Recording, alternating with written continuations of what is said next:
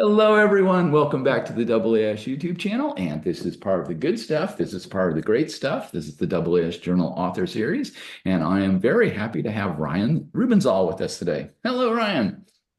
Thank you for having me.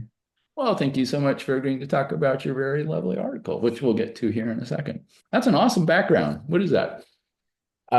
This is it's sideways, but it's the spectrum of the sun taken with the an instrument that I built for my PhD thesis called the Solar Calibrator. Very cool. Measures the sun just like we do stars when we search for exoplanets. And the idea is we can actually see what's happening on the surface of the sun, and we know all the planets that orbit it. So that gives us a great test bed for actually developing our methodology for better discovering and characterizing exoplanets. Very cool. Very cool. Of course, Planet Nine is still sort of up in the air, so we don't know if we That's got them all yet, but we'll find out soon enough. And that's not to, Mike did a video on it, so it's fine. Very cool. And Ryan, what's your current geolocation? Where are you at? So I just started a postdoctoral position at the Center for Computational Astrophysics at the Awesome. Flatiron Institute in New York City. All right, so you go from one coast to the other. Very cool. Very nice. Yeah. And it is November 20th of 2024 as we record this. And I am in Phoenix, and we're definitely cooling down into our winter weather. So we'll go down to, I don't know, 40, 50s in the morning, but warms up to about 70 or so in the day. So very nice. Is there snow yet in New York? Let's ask that way. No. I think we're in what they're calling second summer. We've kind of had a nice, gentle transition from California moving back to New York, but Yeah. there's there's this website, 12seasons.nyc, Okay. and it has I guess there's a different season for every month, but you kind of bounce around between them.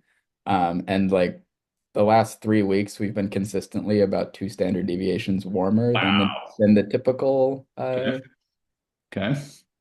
typical temperature this time of year. So Well, I hope a little snow comes for upcoming end of year celebration. So very good. I hope so. I really miss snow. Cross fingers. Very cool. And Ryan, what do you like to do for research? So I study exoplanets and interested in pretty much anything to do with the extreme precision radial velocity technique. Okay. So both developing that technique and instrumentation for it, like I mentioned with the solar calibrator and Mhm. using the sun as a representative example for developing our methods. But then also applying all those to stars and learning something about the planets that orbit them, especially their orbits and how they formed and end up in the orbits that we see them in today, which sort of leads into the topics that we'll talk about today with It measuring certainly obliquities does. and the dynamics involved in those multi-planet or multi-star systems. Very cool. And that is going to bring us to this very awesome AJ article. It is open access. It's the open access era. People go grab a copy for free. KPF confirms a polar orbit for Kelt 18b. And Ryan, take us away.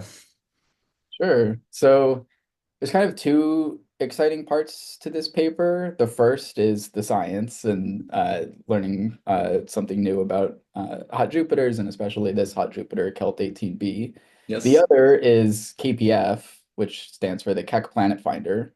Okay. This is a newly commissioned extreme precision radial velocity spectrograph for Keck Observatory. It's the Nice. successor to the high-res instrument, which has been the workhorse PRV instrument since the 90s.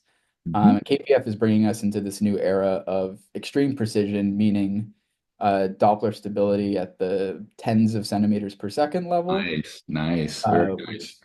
is powered by, in KPF's case, an extremely stable optical bench, where Cool. the bench is actually made from this special glass ceramic mixture called Zerodur, which has Okay. an extremely low coefficient of thermal expansion. Yeah. Okay. So the idea is you keep the instrument super temperature stable, and whenever you see your spectrum move, it's because of astrophysics, not because things in the instrument are moving around. Of course, Very things in the instrument are still moving around, so there's a lot of calibration and growing pains associated with any new instrument.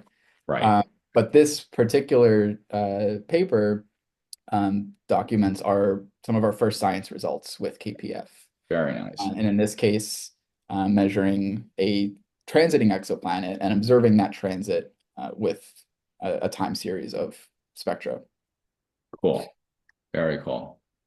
Let's see. So most of the people, most of the co-authors here on the instrument team, or what we got? Yeah, so actually, it's a good point. Most of the author list here represents the KPF instrument team, both in the hardware and the software, as well Ah, as the science team.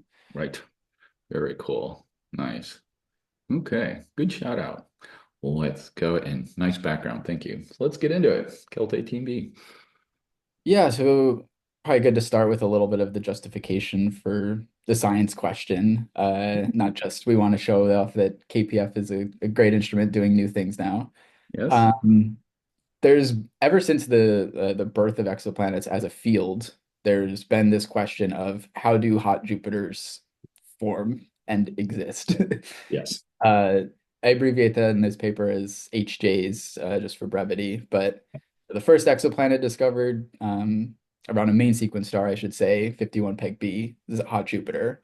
Yes. And it's kind of curious how you can get such a giant planet that we traditionally think should form via core accretion uh, at wider orbital distances where that kind of accretion is efficient in these, few day, maybe even some cases less than a day orbital periods where there just isn't material in the disk in the first place, or it's just not too hot of an environment for that kind of accretion to occur.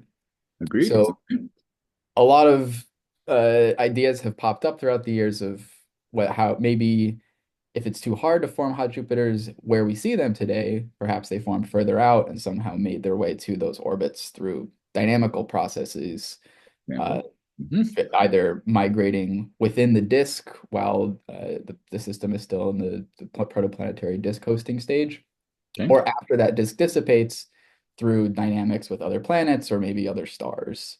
Okay. So that latter case is what we were interested in exploring here because this system, Kelt 18, is a binary star system. Thank So you. there's a second stellar companion at a wide orbital distance that if a giant planet formed relatively far out at a few AU, a few to 10 AU orbit, where the occurrence of distant giant planets actually peaks, then this star is kind of the right mass, the right orbital separation that perhaps it could have perturbed uh, the original Kelt 18b Right. into a highly eccentric orbit where it passes very close to the central star, where tides become very strong and act to damp orbital energy into the star and shrink that orbit over time. And Yes. eventually the planet lands at that close in present day orbit. Yes. Very cool. Good. I'm with you. Okay. Planet. Here's a little bit about Kelt 18 itself. Okay. So the system, the star is main sequence, hotter star, like 6,700 Kelvin, 1.5 solar masses. Um, the planet is very well characterized from transits. It was discovered by the Kelt mission, as the name might suggest. So because we have transits, we know very precisely when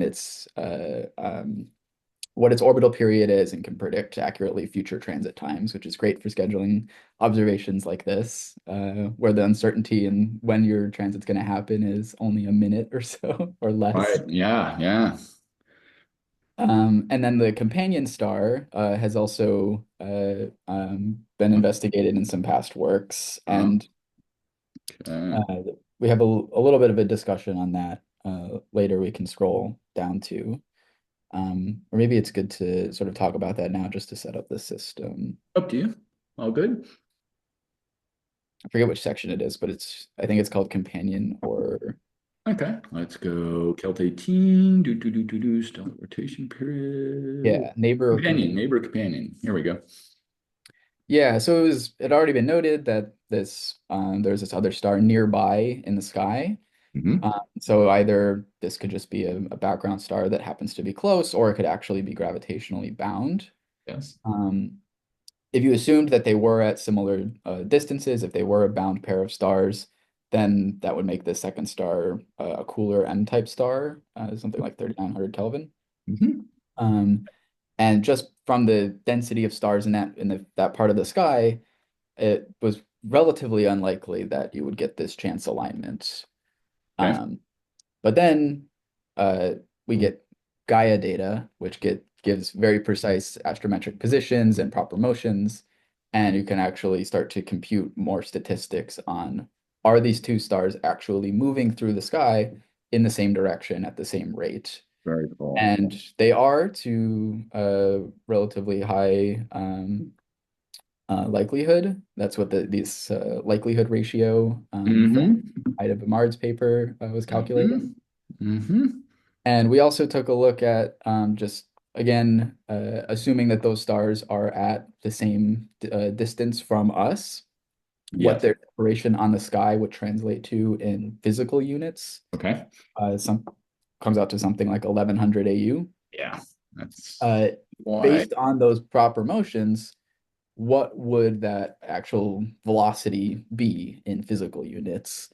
And so that relative velocity vector calculated was something like zero point 0.7 kilometers per second. Yeah. The Mm-hmm. point being that's slow compared to the circular orbital velocity at that type of orbital separation. Yes. So the planet, the two stars are at least not moving at escape velocity relative to each other. That's good. They're they're moving slow unless there's some really high radial velocity, which Guy is not as precise to. Okay. Uh, Well, fair. the Okay. stars are we say likely bound, Okay. which motivates then the possibility that any Okay. planets in the system could have been affected by orbital dynamics between the planets as well as the second star. Secondary. Yes. Okay. Cool. I'm with you. Cool. So if that's the case, then we would expect sort of that evolutionary migration history to be imprinted in whatever that present day orbit of Kelt 18b is. Okay. Really, these kinds of migrations involve high mutual inclinations that excite these very high eccentricities, which will damp and can turn into extremely high orbital inclinations between the planet and its host star. Sounds like cosine. Yeah, exactly. And that angle between the planet's orbit and the stellar rotation axis we call the stellar obliquity. Yes. And that is a observable quantity that we can use to test whether or not this system likely experienced a dynamically active history. We tend to think that planets form in the plane of their disks, and those disks tend to be aligned with their stars. That's Yes. not always the case.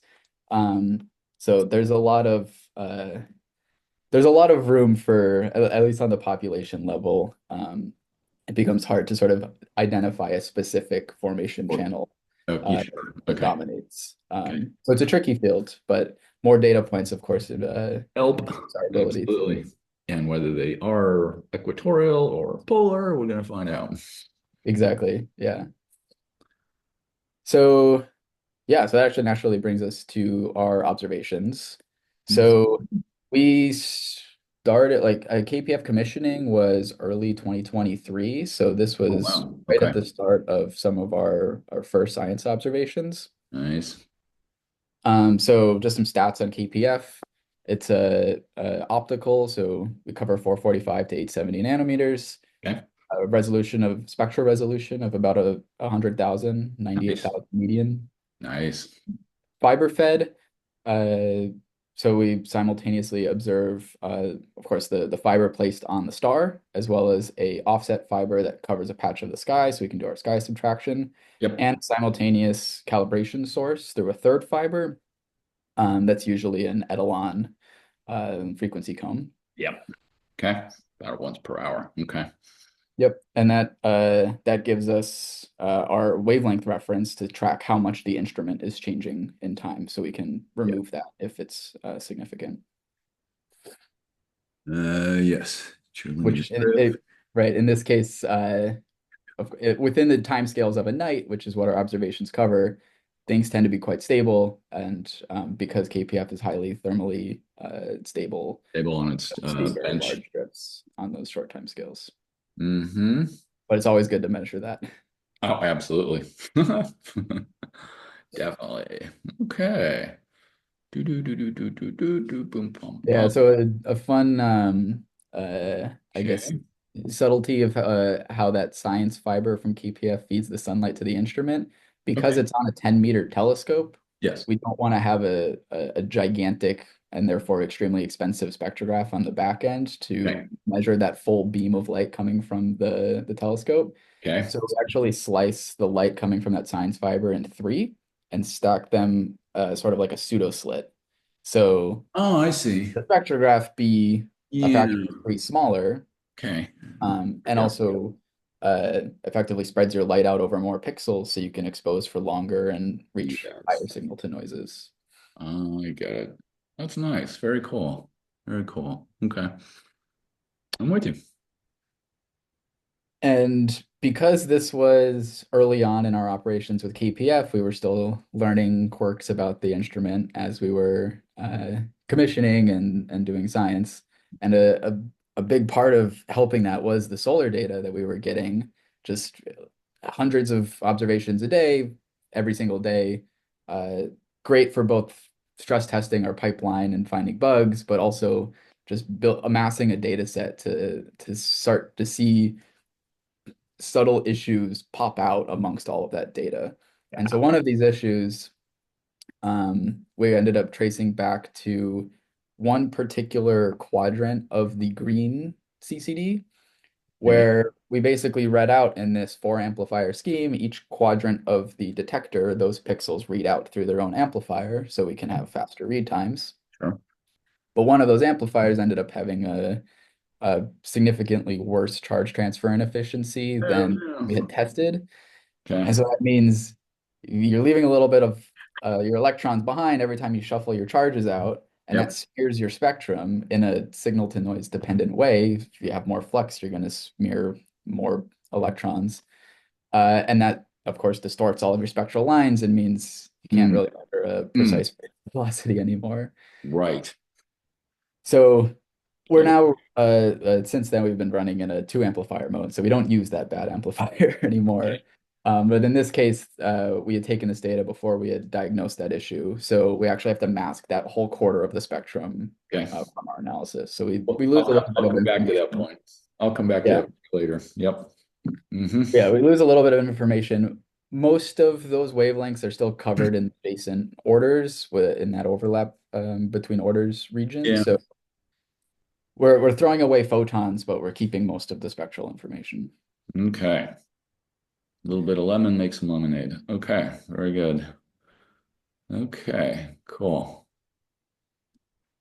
Yep. And then when to derive sort of the data product that we work with throughout this whole analysis, we take that whole spectrum and cross-correlate it with a binary line mask, and that gives us our average line profile, or we'd just call it the CCF, the cross-correlation function.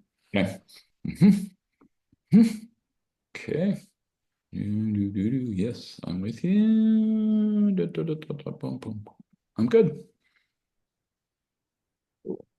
So actually, if we go to the last figure, I think that's a good one to explain sort of what we're looking for. Yeah, let's go to figure seven. Here we go.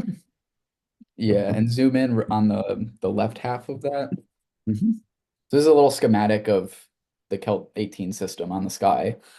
Um, the star on the left, it's colored by the line of sight rotational velocity on the surface. So Okay. there's a approaching hemisphere that's blue shifted, a receding hemisphere that's red shifted. Okay. And as the planet transits, it will obscure different patches of the surface of the star as it moves across its transit chord. Yes. So what we're looking for is the pattern between at the beginning of the transit, what velocities it's blocking Yes. versus at the end of the transit, and of course, continuously throughout. So in this case, it may be a bit of a spoiler, but also the title of the paper spoils the answer. This is a this is drawn here for a polar orbit for Kelt Yes. 18b. Yes. And in this case, it's actually sort of splitting the red shifted and blue shifted hemispheres. The transit chord runs right along the rotation axis. Yeah. So Okay. the velocity underneath that is relatively constant across the whole transit chord.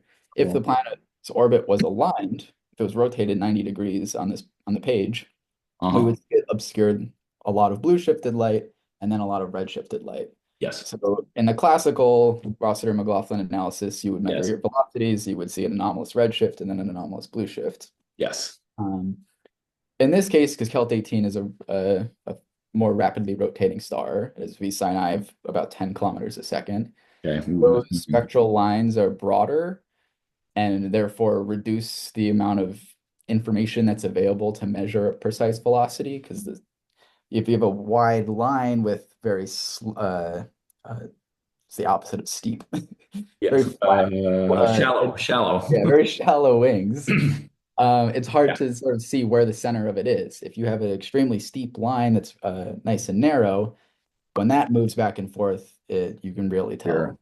tell. Mm-hmm. So in this case, we don't actually do the classical Rossiter-McLaughlin analysis. We Okay. do what's called the reloaded Rossiter-McLaughlin analysis. So Yes. we're looking directly at the spectral line profile, and we're seeing the little bite taken out of it Yes. by the planet. Okay. Uh-huh. Uh-huh. So if we go back to figure two, that Okay. will show our data that we collected.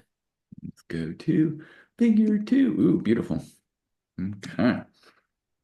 Right. So after we've observed all of those, it was like about one observation was our exposure time, probably like 10 minutes or so. Um, with of course some gaps due to taking those hourly calibration Oh, images. right. Uh-huh. Those are those vertical or sorry, the horizontal black bars in the bottom plot. Okay, right. The blank, nothing, blank. Okay. Mm-hmm. Uh, Okay. what's being shown here on the top is what happens if you take that CCF that you measure during across the whole time series, Uh-huh. and you subtract from it the average of all of your out of transit CCFs. So Yes. your out of transit CCFs are your clean, just the star doing its thing, should be stable, uh, line profile.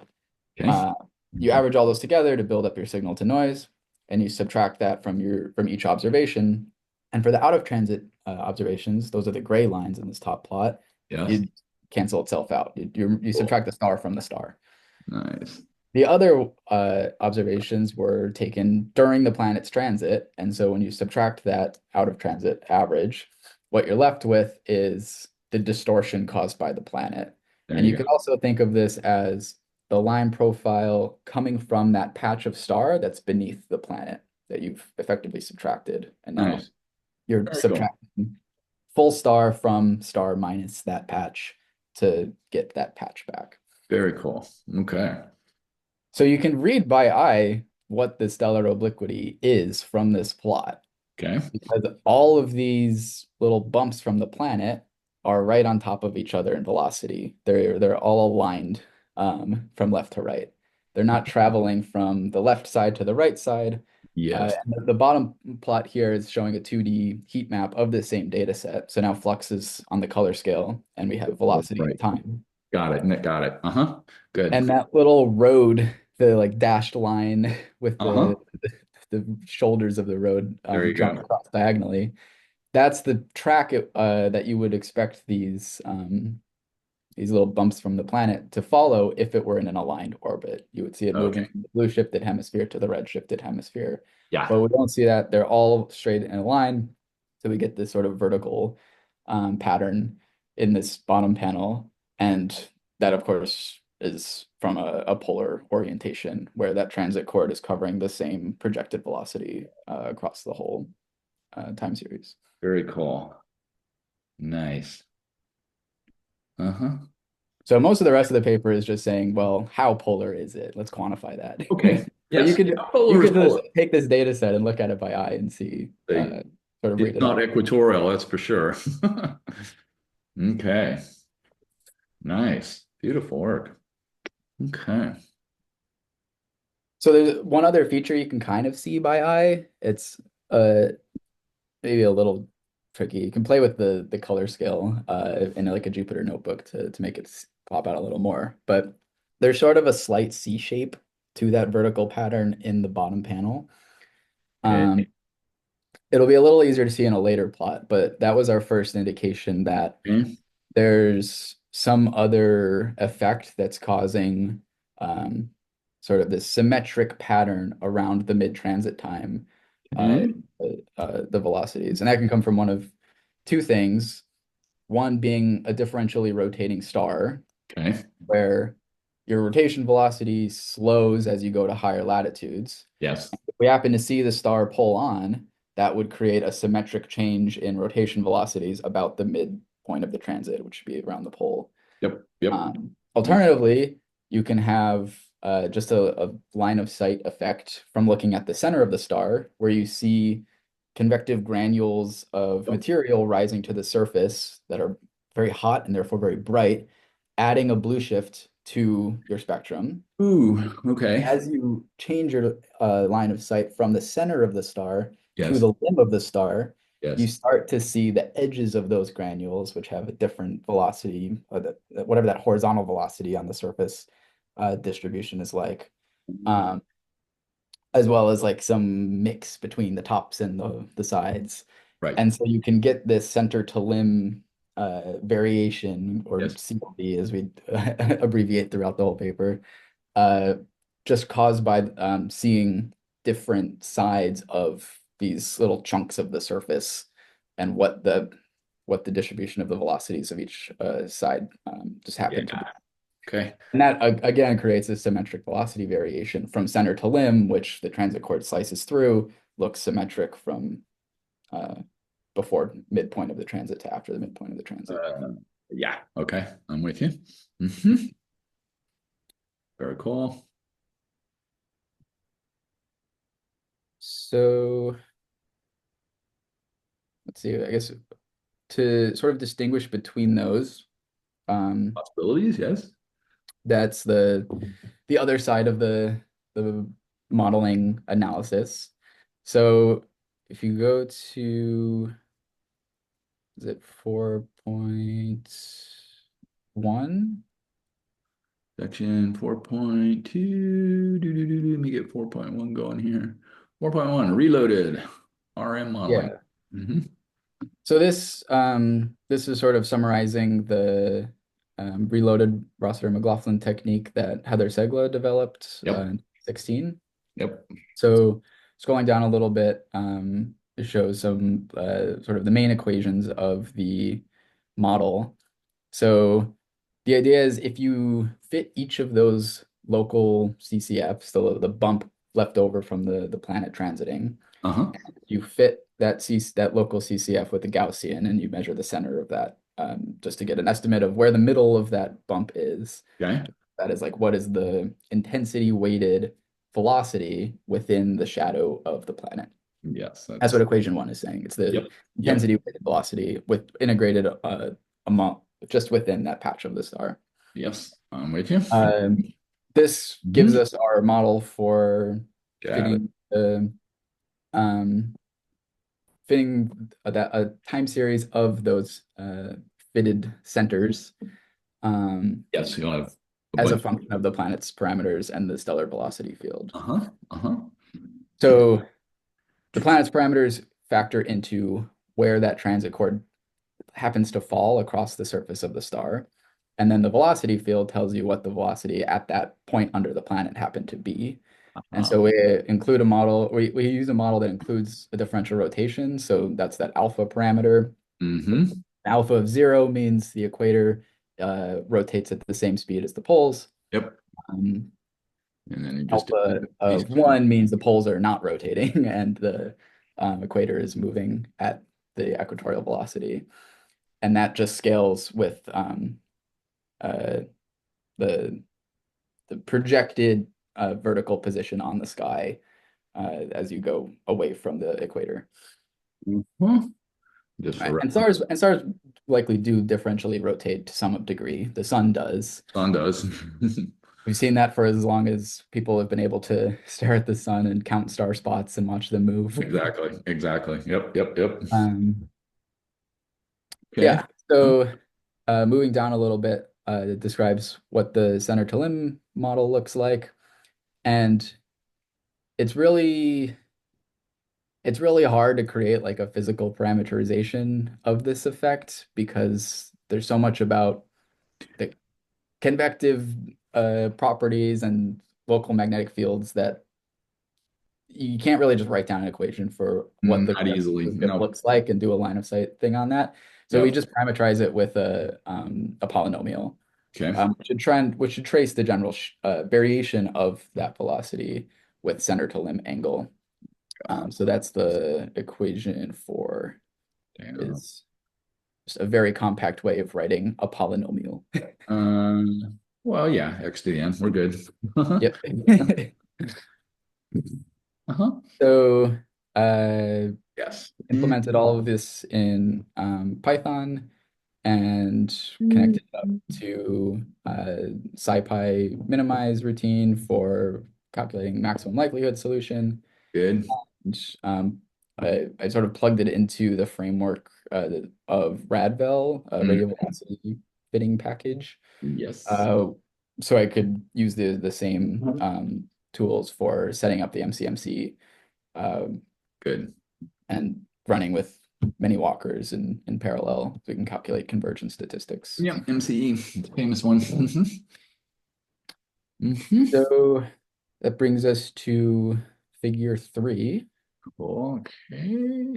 There's the MCM, centered limb variations we talked, and figure three, and extracted local RVs. Okay. So this is the Mm. time series of the centers of those bumps in the local CCF Yes. as a function of time. And Okay. I was saying if you kind of squint on the bottom panel of that heat map, you can see a slight C shape to the that trace. Here Yes. you can see it because now we're just looking at the midpoint of at each time step, Very the, nice. the average velocity. Okay. And you can see it goes from slightly negative Yes. uh, to a little more positive and then sort of falls back down, Yes. somewhat symmetric about mid-transit. Mm, So this yes. looks like either of the two things that I described, and it's quite degenerate between them. Either there's these strong center to limb variations in the caused from the surface velocities, just seeing different sides of them as you move from seeing the tops at the center to the edges at the limb, Yes. or the star could be differentially rotating and be viewed close to pull on. But as we'll see, the of all four of or I guess all uh, three of these models, either the solid body rotation or the differential rotation or Yeah. the Okay. solid body with convective blue shifts or center to limb variations Yeah, CLV. all sort of fit the data. The only model that doesn't really fit the data is just solid body alone. It SB, the doesn't blue here. really, Hmm. yeah, it doesn't really account for that curvature that we All see right. in this local RV time series. Yeah. Okay. But otherwise, yes, quite degenerate. Mhm.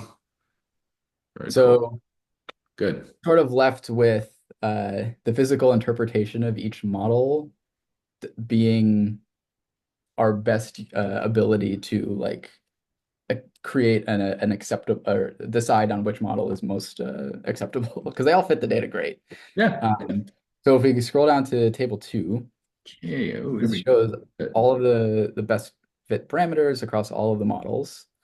And one very reassuring thing for the goal we set out to do, which was measure the stellar obliquity, which is lambda, all of these models return consistent values. They're Yeah. all around minus 94 degrees, so very close to polar. Polar. Yeah. Yeah. Well within the uncertainties. Absolutely. Okay. 10 to So for the models that include the differential rotation, yes. and look at that the row that has the alpha parameter, that's the strength of the differential rotation. Oh, mm-hmm.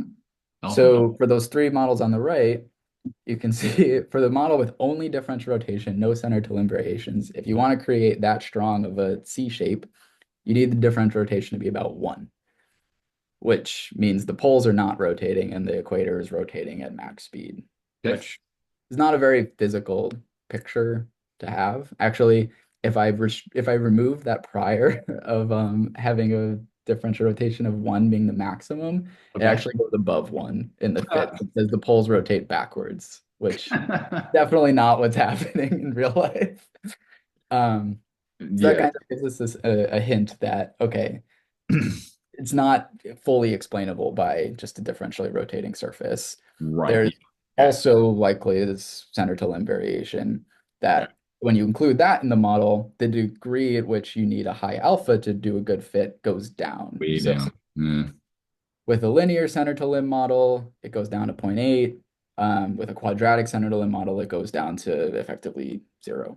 Okay. Okay. Mm-hmm. So the quadratic Mm. parameterization of that center to limb variation seems to be the best model. And so we adopt that solid body rotation with the quadratic center to limb variation. So Okay. Okay. Hence the bolding here. That's the preferred model. Uh-huh. the other thing, when you have differential rotation, and this is the really cool part about this method, is the inclination of the star to your line of sight Yes. basically sets which stellar latitudes are on your visible hemisphere. If the Yep. star's edge on, you see all the latitudes. If the star's pole on, you see the latitudes around the poles. Yes. So if you have a differential rotation, you now have a different velocity at each of those latitudes, you're measuring velocity. So you can now actually identify what the stellar inclination is Oh, cool. because it depends on, it would change which latitudes you're looking at. And if the star is differentially rotating, you get a different shape for that um, velocity time series. Cool. I'm with In you. these models with differential rotation, we would also get a constraint on the stellar inclination or sign of the stellar inclination. We parameterize it in Uh-huh. that sign I column. For all of the Yes. solid body models, we get isotropic because there's no constraint on that. You're only constraining V sin I.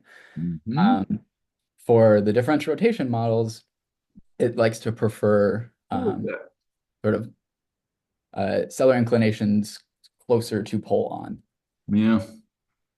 which Okay. makes sense because you need that symmetric curvature in that local RVs Yes. about mid-transit time. Yes. Okay. So Okay. that begs the question, does it make sense for the star to be pole on? If the star is pole on and we also have a polar projected obliquity, that means the true obliquity is really polar, like Yes. basically exactly polar. Yes. And that would be cool. And there is another way to estimate what the stellar inclination is. Okay. If you have a measure of the size of the star, which we have from spectroscopy, Okay. uh, as well as the rotation speed of the star, which we have from V sin I, Yes. then all that's left to get the sin I out of that is to measure a rotation period of the Okay. star and see, okay, how long does it actually take stuff on the surface to go all the Go way around. around? Yeah. Okay. I'm with you. And one of the best ways we can measure those stellar rotation periods is with the photometry. So that's what the first plot in the whole paper shows Okay. is Go up. some of the TESS photometry. Yes. And And this. actually, in the discovery paper for Kelt 18b, the Kelt team did a periodogram analysis of their Kelt photometry, of course, to find the planet and also to look for signals that could be coming from the star. And Right. they found what I'm drawing in the red line here as Mm-hmm. a slight peak above the noise in their periodogram. And Okay. it was something like 0.707 days, which I think is 1 over square root of 2, which is kind of a suspicious number, Ah. as well as a very small number. If the star was actually rotating once every zero point 0.7 days, and Mm-hmm. we know Sinai is around 10 kilometers a second, that would mean its actual equatorial rotation velocity is like 100 plus kilometers a second, and the Yikes. star would have to be viewed very close to pole on, like less than 5 degrees. Yeah. Okay. So we Okay. don't see that same peak in tests. Um, there's not really much structure in the periodogram below around 3 days. What we do see is a peak around 4.5 to 5-ish days, Yeah, something around like that's blue. 3. Uh-huh. Um, and Okay. it can be really tough to interpret these periodograms and like determine what the true rotation period is, because what we're seeing is brightness fluctuations Yes. that are likely arising from spots moving across the surface. There can be more spots some days than other days. These spots can grow and shrink and Oh, move across the surface separate from the rotation. So that all smears out a nice clean periodic signal. yes. And in the appendix, we actually look at what this periodogram of the test photometry looks like on a sector by sector basis. So Oh, just look at okay. each individual chunk of few weeks from tests. Uh-huh. And this peak at around 5 days is only there in 3 of the sectors, I believe. Let's take a look at that. Um, Let me slide down to the appendix here. So there's one appendix in this article, people. And right, sector by sector rotation periods. Okay. Let's take a look at this. Okay. yeah, so we're looking at where the blue line jumps around. So the blue line is just the Boom, boom, boom, boom, maximum boom. peak in the periodogram. And it sort of lands on that 5 day or 4.8 day period 3 times across all these different time Yeah. sectors. Okay, 9, 10, 4, 5. Okay. Uh-huh. Yes. So Bounces around a bit. Yeah. yeah, it's kind of hard to assign like one exact rotation period, but we Yeah. can kind of loosely can say there's a range of periods that are consistent with these photometric variations. Yeah. Um, Okay. Period should be something like of order a few days, which makes Yeah. sense for a star of Kelt 18 spectral type anyway. Mm-hmm. Yeah. It's probably less than 10 days rotation period, just from where all these variations happen to be. And 10 days, I believe, corresponds to a 10 kilometer per second Okay. rotation velocity at about 2 solar radii, which is the size of the star. Mm-hmm. So it is likely viewed at a stellar inclination that is somewhere between edge on and pole on, which is kind of an unhelpful statement to make, but it does mean that the Hard to true get obliquity is much closer to polar than much what closer. we're measuring in the sky projected obliquity. Okay. Very cool. I'm with you. Mm-hmm. Nice. Okay. So that also takes away um, the plausibility that the star is close to pole on, which was a requirement in the differential rotation model, effectively, Yes. Yeah. the model that only included differential rotation. So Definitely. another sort of piece of evidence to rule that out in favor of the strong center to limb variations. Yeah. Cool. Okay. And I think our last plot is figure 4 and 5, which are sort of the nails in the coffin for uh, Okay. center to limb variation over differential rotation. All So right. these are the properties of those local CCFs as a Yes. function of center to limb position, one Uh-huh. being dead on the center, 0 Yes. being the edge of the star. Yes. Okay. And you can see Center to limb. Mm-hmm. the contrast and equivalent width are kind of noisy. The full width at half max, the width of those Like local CCFs actually grows yeah, towards the it limb, does. which It's a little noisier too. Okay. which is another like the fact that we see the line profile shape changing with center to limb sort of implies like, well, that Cool. the fact that we're measuring the center of that local line profile to change with center to limb is probably connected to all of this. We're also seeing Yes. changes as well as um, different overall velocities. Yes. Shift back.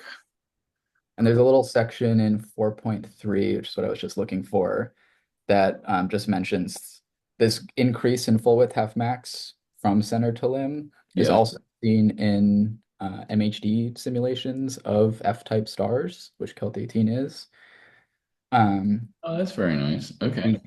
the et al. Paper from 2013. Let's So nice to see that same line profile shape change observed in simulated stars as well as observationally here.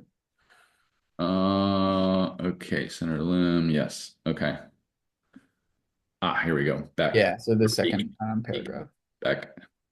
Sorry if I mispronounced your name now. Okay, cool. Let's go back to figure four then. It's where we're at, form five. There's our contrast. Good. Okay. And five, nail in the coffin. Do do. Yeah, so this is sort of comparing the two different center to limb models. We have our linear model Hmm. in the maybe I should have picked better color. I was doing blue for the solid body models and the red for the differential rotation models, Okay. and then sort of lighter colors for the linear center to limb models and sort of Darker dark ones for the quadratic. yeah. So Okay. this is plotting that same local RV Mhm. time series if you remove the solid body only model and just see Okay. what's left over, and Yeah. then plot that both with center to limb position and with time. So in time, Yeah. you see you get the curvature shape back, Yes. which Cool. fits very well in all of these models. Uh, Yes. Can't quite distinguish yet, but yes. yeah, and in center to limb, you can kind of see why the linear center to limb model doesn't do as well. Sort of this like slight like sub-kilometer per second, of course, but slight curvature in those residuals as a function of center to limb angle. Yes. Uh, yeah. Well, it's right at least once. Yeah. Uh, right. Okay. Mm-hmm. And then Nice. of course all good papers have a oversized corner plot somewhere in them. So figure six shows our full posterior distributions Ah, the infamous across corner all of the plots. models. Hey, infamous corner Um, plot. Gotta show one. Yep, yep. So the same color coding as Yep. before with all the different models, and you can see at least the parameters that we care about, especially lambda. All of the blobs land on top of each other, which is reassuring. Yeah. And you can see in the bottom two rows or the bottom three rows, sort of the differential rotation and center to limb variations like trading off as they Each both other. try to fit the same thing. Yeah. Indication of degeneracy there. Very cool. Okay. Well, this must be a good paper because it has a corner plot. So like, very cool. Cool. All right. So we have a polar orbit. Of course, the question is then what can we say about the physics of the system based on that information?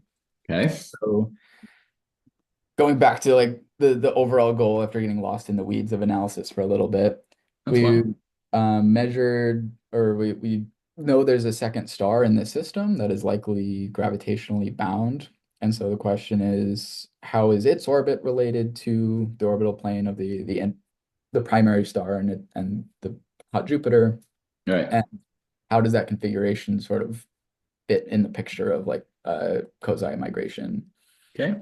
So Yeah, yeah, yeah. the going back to like the fact that we have very precise Gaia data now, we can calculate a little bit of text right there on the left, um, sort of the angle between the position vector connecting the two stars, Gamma. Mm-hmm. different than velocity vectors, so the relative velocity between the two stars.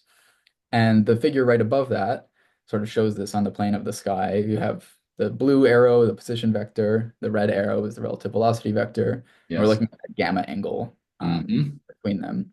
Yep. So just assuming these two stars are bound, if they're orbiting, if the orbit of the outer star is sort of face on, so in the plane of the sky, Okay. you see that a large, close to 90-degree gamma angle all the way around.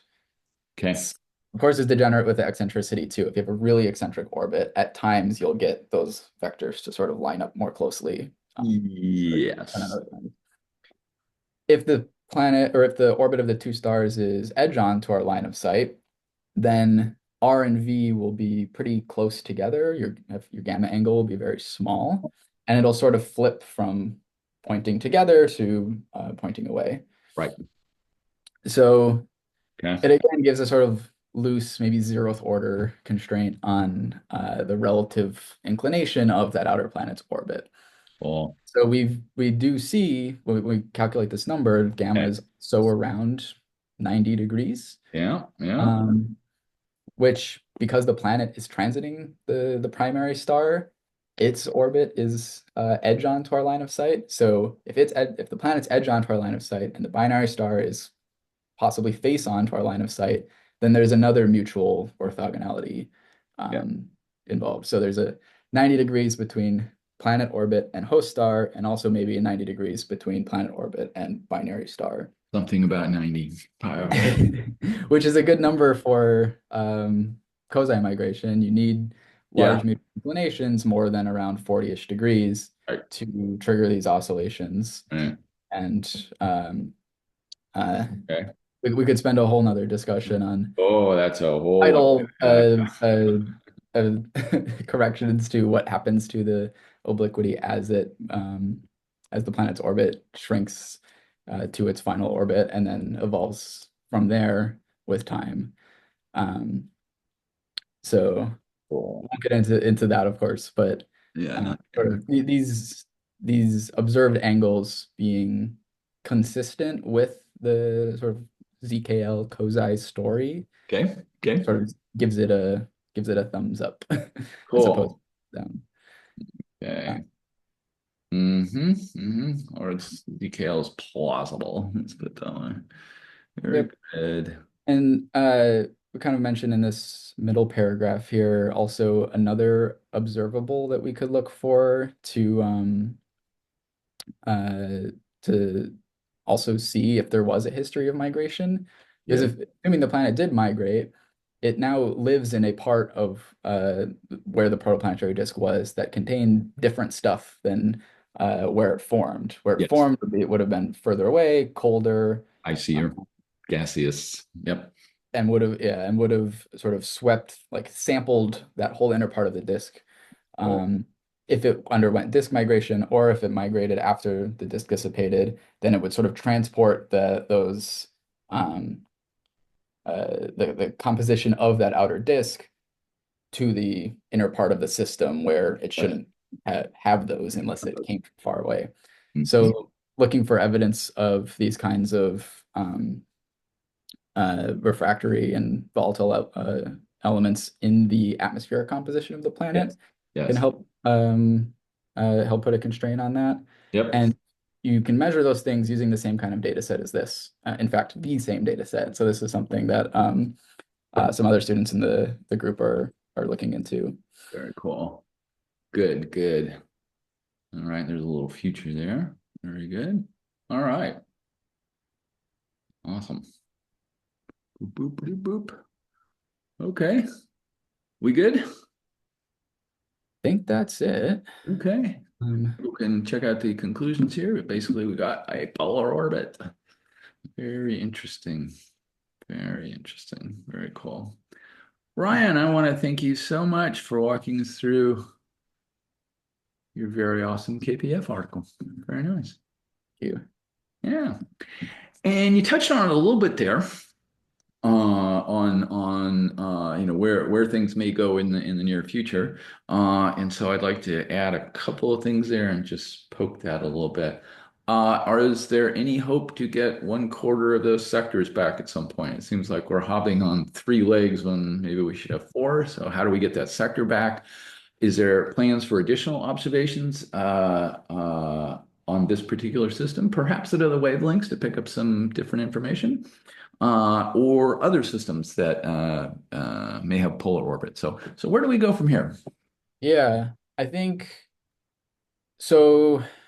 There's a couple things for this system specifically that could be expanded on. One Okay. of it's like you said, the rotation period. So just getting more test photometry or other types of photometry, Okay. um, and looking to see if on longer timescales those shorter periods that stack up and become coherent. Yeah. Or it's also hard to know if you have like a period over two aliasing when you just have like a short Yeah. baseline. So extending that baseline would help a lot. Okay. Uh, That makes sense. the other would be better constraining the orbit of the outer star, Okay. and that might be doable with higher precision astrometry, perhaps like interferometry or Hmm?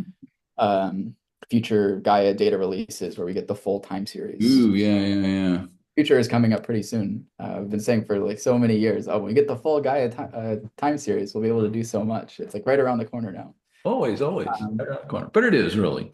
yeah.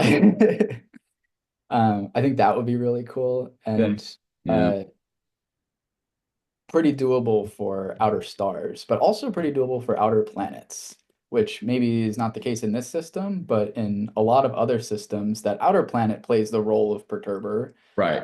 Right. And using these Gaia time series can actually get a handle on what the relative inclination is between inner and outer planet. Cool. Okay. So I think comparing between the systems that have planetary perturbers and the systems that have stellar Stellar. perturbers is really Mhm. interesting. Yeah, quite. And getting a better handle on the ages of these systems. So maybe best doable for the really young systems, but just to see how these populations evolve in time. Right. Is Right. that consistent with sort of the same picture of early formation at wide separations that just goes away and then planets gets transported to close in orbits later? Or it's probably a mix of many formation I was channels. gonna say there. It's always But a good. mix. It will help constrain those various, or those channels. Yeah, it's an inherently many dimensional problem. So Hmm. adding data points to all of those dimensions is, Helps. yeah. Absolutely. Very cool. Very cool. Very nice. Ryan, thank you so much. And it'll be really exciting to see this develop over the next couple of years, both on Tilt 18 and perhaps other systems. So very nice. Very good. And that will do, everyone. And I hope this made your astronomy day just a little bit better. And we will see you on the next one. Bye bye. Bye.